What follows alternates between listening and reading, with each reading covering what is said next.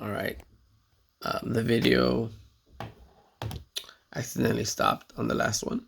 So I'm just going to continue right where we left off. But once I upload this, I can't, or at least I don't know how to connect this video with the first one. So just to distinguish the difference between them, I guess we can say this is our second video once I upload them.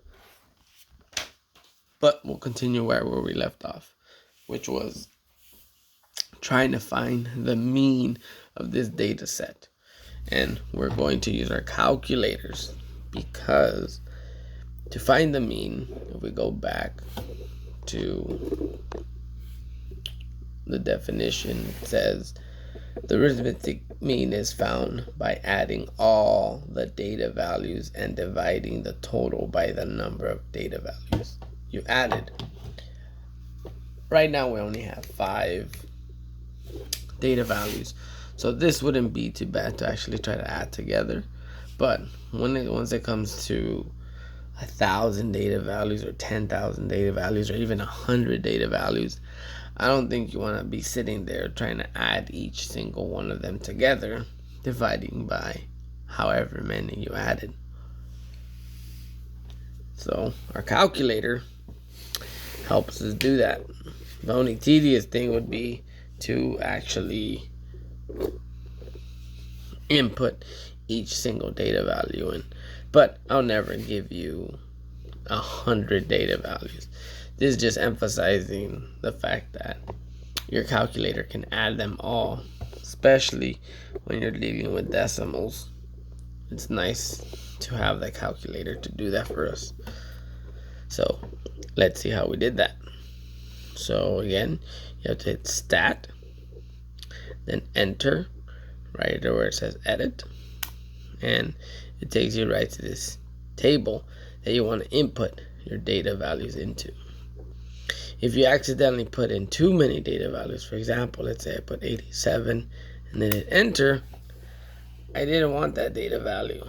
So if I want to get rid of it, I want to make sure it's highlighted, and there's a nice button here right above the stat button that's DEL, which just means it deletes. So now we're good. You no longer have that off number that you might have accidentally put in place. But you want to make sure you can also get out of this screen. And to do that, you have to use that button mode, because right above it says quit. So to get that, you have to hit second and then the mode button, and then it goes away. Again, let's say you accidentally hit any of these buttons. For example, if I hit apps, it takes me to this screen, which we're not going to be using any of this. But I can't just hit clear, or I guess I could. It didn't work that time. But in other parts, you can't just hit clear. Let's see. You can't just hit clear and expect to go back to the home screen. So to do that, you want to hit second, quit, so you can actually get out of the home screen. You can go back to your home screen, and then you can clear anything that you want. But here, let's actually calculate our mean. So we'll hit stat. If you don't want to hit enter, if you can see, the edit button is under the 1 button. So you can actually hit the value of 1 here, and it will also take you edit. Or again, you can hit stat. If you hit enter, it'll take you to the table. Or if you hit stat, you can hit 1. It'll also take you to the table. But now we want to do some calculations. And if you remember, when you hit the button stat, there's an option here for calc. That's for calculating. So let's try it. And since we're only looking at one data set, we're only going to look at that 1 vars. Hopefully you guys can see that says 1 vars. Just like last time, you can either hit enter on 1 vars, or you can hit the number 1, which will get you there. So again, I can either hit stat, go right to calc, hit enter on 1 var stat, and it takes me to the same location. Now, this is where I said when we're going to reference these L2, L3, L4 later. And that's right here, where it's asking what list do you want the computer or this calculator to calculate. So remember, to go back to our table, we hit stat, enter, and if we look at the top, we actually have our data all under L sub 1. So I'm gonna hit stat, I'm gonna calc. Remember, only one. We're going to 1 var stat, so 1 variable. We're only looking at 1 variable here. We hit enter. Remember, the list is L sub 1.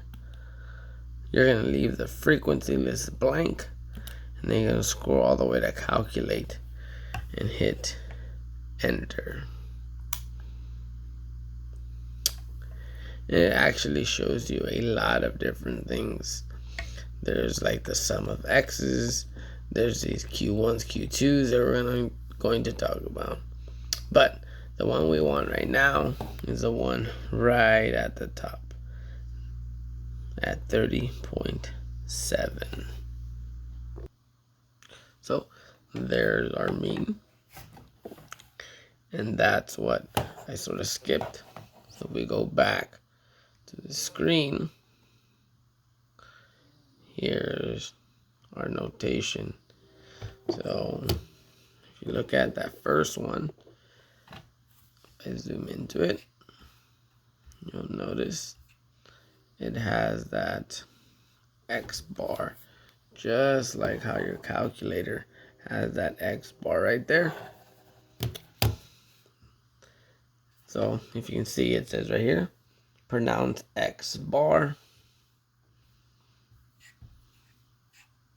and is the mean of a set of sample values. So sample, remember, you collect a small group of the population and you can do calculations off those. Sometimes if you're dealing with quantitative variables. Now, you can take, and this is a notation to be able to find it, this symbol. So let me back up.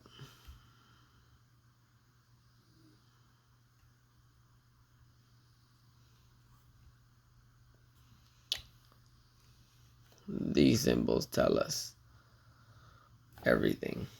So this first one means to add. That's why we're adding all our data values together, but there's no need for us to write it. Our calculator is going to do that for us. The X represents the variable in question, and that could be either time, weight, height. Remember when we were trying to identify the variable in either the police officer was looking for the most common manufacturer, for the survey about marijuana and medical use. All those they have a variable in them. That's what the X represents. N represents the number of data values in the sample. So in other words, you can think about the total number of frequencies you have, or you can think about it as your sample size. For example, if we're trying to find the average height of all PCC students, a good sample would be 3,000. So in this case, N would equal 3,000 because you have to identify the sample. Capital N represents your entire population. So if we're saying U.S. adults, all U.S. adults, again, not just 2,000 U.S. adults or 150 U.S. adults, because that would still be a sample. You would have to imply all U.S. adults. to then convert it to using a capital N. So that's the notation. So that's why even if you look at your calculator, you'll see here it has the sum of your variables squared, and a couple more things that we're going to look at. It also already has the median for you. So that's why it's really nice. And there's not much you have to do. You can just go to, again, you hit stat, and then on 1, hit either 1 or enter. Here's my table. So I go stat again, calc. I either hit number 1 or hit enter. And remember that where you actually put all your data. All our data is on our first list. You want to leave frequency list blank for now. And then when you go to calculate, you just hit enter. And you get all your information. You get your mean, and you also get your median. So the nice thing about this calculator, I can calculate all those things for you. If you want, you can try to calculate a couple different means. But to be able to do that, again, you have to hit stat, hit 1 or enter on edit, and put whatever data values you want on any of these columns.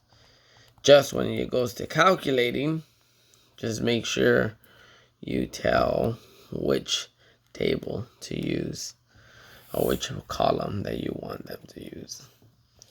For example, let's say plug any random number, let's say 45, enter, 56, enter, 78, enter, 95, enter, 41, enter, 37, enter. So this is just random data values. I don't know what they represent. I made them up. But you can still try to calculate the mean. Just remember, your data set is in L sub 2 now. So when you go to stat, calc 1 var, you hit enter. And remember, now we're not looking at frequency 1, so I can actually clear that frequency. And if I look at where L sub 2 is, it's right above the number 2, but it's in blue. So I'm going to hit second, and then 2, and then you see where your L sub 2 is. And again, leave the others blank, and then calculate all your data. There's your sum, there's your median, all together. So that's how, that's how you find your mean. It's also where you can find your median. When you're talking about the median, there's a couple ways to go about it, depending on the number of data values you have. But you don't have to worry about that, because your calculator already knows the 2 different ways of how you find your median, which